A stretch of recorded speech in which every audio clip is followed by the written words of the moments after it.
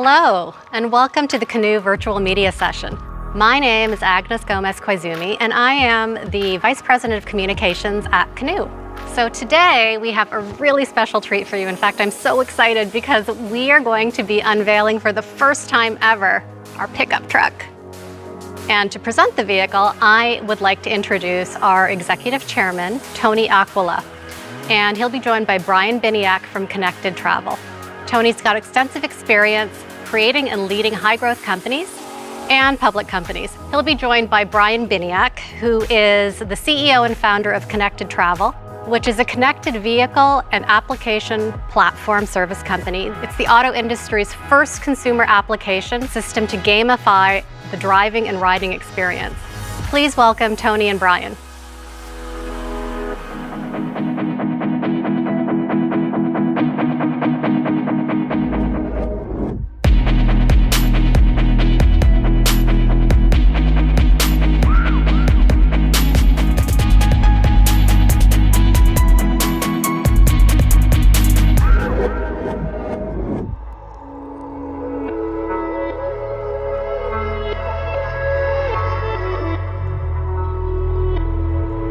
Hey man. Hey Tony, good to see you. How you doing, bro? Good. Good to see you.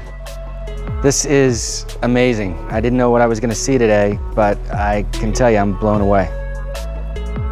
That was our dream, to make sure that we had a vehicle that brought a truck to the market that just really shocked people, just from the visual and then to the functional. It looks like there's just a ton of different things in here. Can you share with me what you got going on? Yeah, so this is designed for many different use cases. We designed from the inside out and then the outside in. This is for America. This is what built America anyways. We wanted to do something that was fully drive-by-wire, brake-by-wire, harmonized systems, and shed 35% of the parts. And in order to do that, you got to get rid of steering column, shock tower, struts. You got to change everything, right? So this is a pure design, and of course, you know, that's how you get so much cubic feet. This is the size of a small pickup and has the payload of a full size. We wanted to have a masculine look as well as a sleek and sexy design, and it be totally different on the utilization of space. And as you know, I come out of the aftermarket on the software side and worked for every OEM. So I wanted to be a part of a design structure that was designed not only for the first owner, but for the second and the third owner. People want a return on capital. And in order to do that, you have to have a lot of modularity. And so I can do things like have a workbench. And it's an aircraft cargo style. So, you know, it's interlocking and accessorizing. And I can make this for my use case. You know, this is very functional structure. At the same time, maybe I want to put a camper shell on this and have access through the cabin to the cargo area. And of course, it has a full roll down window. I see so many different unique consumer use cases in this vehicle, and you know, most of the time what I've seen in vehicles, they're built one thing, one size fits all. This seems like there's so many different types of business people or working people or consumers that could adapt what I see here to their own lives. Let me show you one use case that I think is pretty powerful. Let's say I'm a catastrophe insurance adjuster, or I'm a plumber or an electrician or whatever. My tools can go in here and my batteries are charging automatically because this is a power plant, right? And so I got the ability to have a workbench here. Or if I'm front gating at my favorite event, I've got a bar here. You know, I've got power plant here as well. So I have plugs, USB, mini USB, whatever you want. These are all accessorizable. So again, taking that concept about, you know, let's build something that people can personalize rather than we're building it to industrialize. So you can have workers with a table saw over here, and you could do that all day long and you wouldn't hit 10% of the battery life. That's amazing. Looks like I can rack up all my gear inside of there and I don't have to take it out at the end of every day. I can just, it's charging and yeah. That's 28 minutes a day. And so what we wanted to do is give that time back to the company and to the people. So that's just one example of a use case. Another one is the way you can ingress and egress out of the vehicle, which is really important. Can I grab a seat? Yeah, please sit in it. Now notice how you're not like snaking in around a steering column. When you don't have a steering column, you can push things forward and you can give them a bigger space.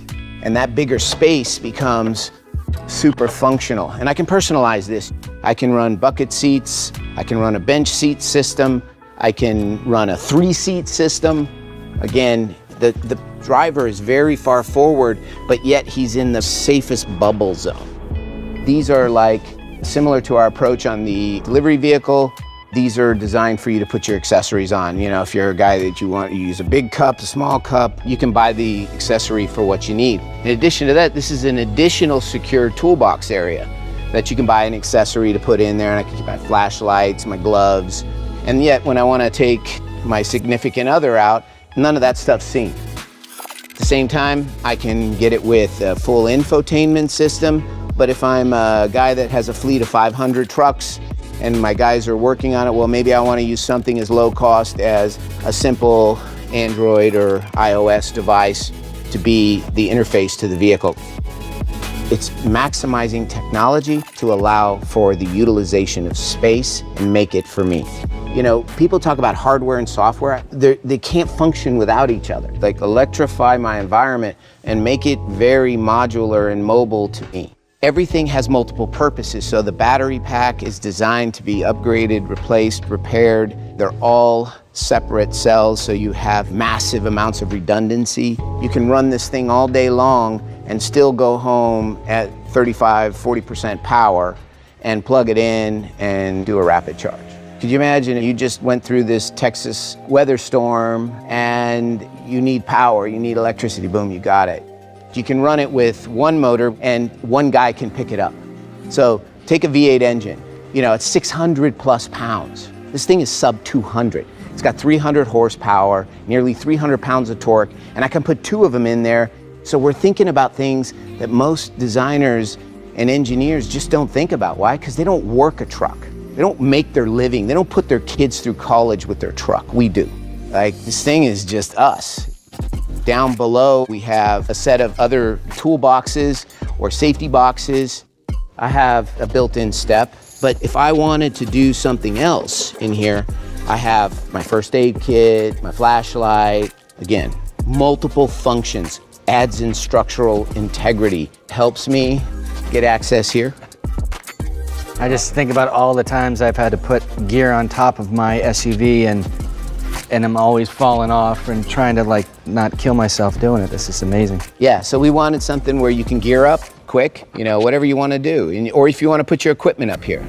And of course, because it's interlocking like this, you have the ability to put a ladder rack in here that could go across like this and be fastened. Again, this is just about thinking about how people use a truck. At the same time, you know, I want my wheel chocks because I like to dirt bike. And I want to be able to tie down easy. The gate design is very different here on this vehicle versus other vehicles because there's functionality purposes. My slat wall comes to life. I can keep my tools, you know, keep my water, my drinks, because otherwise you're going to drop these things on the ground. And of course, here's a way to get hurt. You know, and so just thinking about keeping people as safe and strong as possible. But let's just say I got to go pick up, you know, a sheet of plywood. Well, now I need an 8-foot bed, but I wanted a 6-foot bed price. And so what did we do? We have it so that you can take this and I now have an 8-foot bed. And then of course I want to go back down to a 6-foot bed, just put it away and off I go. You know, I'm back to work. You know, we put as much thought into this truck bed that most people put into an entire car.